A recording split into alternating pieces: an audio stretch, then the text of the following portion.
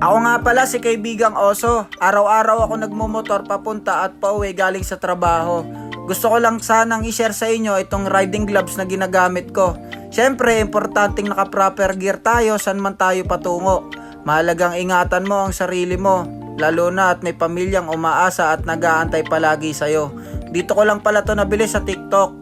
Nandito na rin sa Yellow Basket, hanapin nyo na lang. Paalala lang, kung mahal mo ang pamilya mo, ingatan mo ang sarili mo.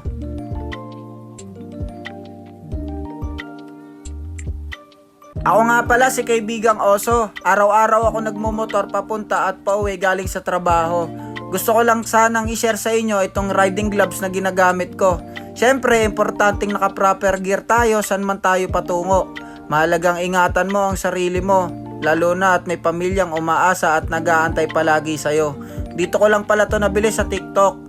Nandito na rin sa Yellow Basket, hanapin nyo na lang.